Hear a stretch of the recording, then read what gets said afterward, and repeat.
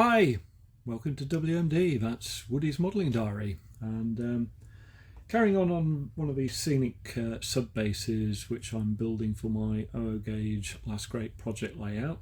And as I keep sort of going on about things, the great thing about this is that you can take it off the layout and put it on your bench, and it's a little bit more comfortable than working up there. As you can see, there's the gap where it should be. Got an initial sort of stage of I'm going to get this balance back in. Initial stage of sort of scenic grass on there using static grass. A little bit more work to do on that yet, but the basics are there. The basis for the trees are sort of already embedded into the plasterwork, so I can plant the trees later on.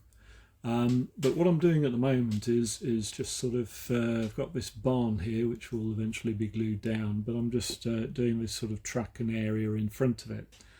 And having got into the world of military modelling a little bit, you do find that there are some very interesting scenic products which military modellers tend to use, and one of them is this acrylic mud. Which is quite an interesting product. You can get all sorts of other things, and let me just a couple of others. For example, you can get acrylic concrete, acrylic asphalt, and there are other products available out there as well, which if you have a look through the internet you'll be able to find those.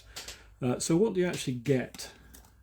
Well, you do get a jar of sort of a muddish liquid type paste, which you can, if I can get this to turn around without falling over, which you can then just apply with a brush, and it sort of gives you a bit of texture. You could probably do the same thing with a little bit of filler and some sort of grit or fine sand in there, but this stuff certainly does the job, and it's not too expensive. I think this sort of jar was about £10, and it's useful for a lot of other things. So what I'll do is I'll just carry on with this for a bit and then come back and show you the finished product. Right, I've finished applying the acrylic mud, and I've just used a little bit of old flock powder, just to put a little bit of texture in around there. Just dropped a few flakes of flock powder in there. It just gives a little bit of contrast and texture.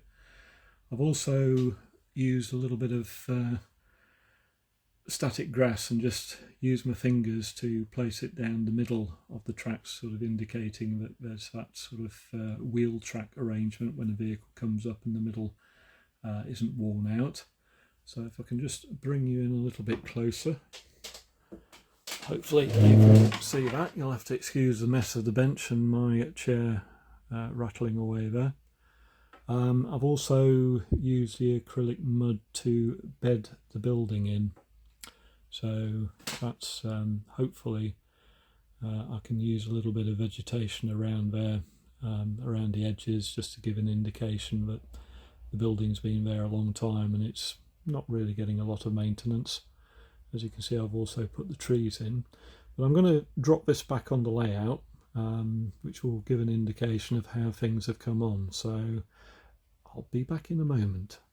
That's it on the layout. If you've watched some of my previous videos on building these scenic sub-bases, you'll know that's sort of fairly radically transformed itself. So it's beginning to take on the look of a layout which is beginning to get near completion. How far that completion is off, I'm not quite sure, but it's quite gratifying to see that sort of level of progress. You suddenly see things coming together, and I don't know if you can see in the far corner there's a goods shed which is temporarily placed on the tracks, but there's like a sort of asphalt area in front of it where that's going to be standing, and that will require a little bit more scenic treatment, but plenty to do to the grass at the moment. I've obviously got to blend it in with the other board, and put a little bit more of the sort of shrubs and undergrowth type of vegetation, but it is coming along. So if you do fancy using acrylic mud, if you have a look on the internet, it's certainly something which our military modelling friends have been using for a long time and is well worth sort of seeking out. Certainly is a good product, and they do the others such as the concrete asphalt. I think they do water, different types of sort of earth treatments as well. You can get some very gritty stuff, and you can use it for weathering as well. So it's fairly versatile. Anyway, thank you for watching. You take care of yourselves, and we'll hopefully see you again. Take care of yourselves. Bye.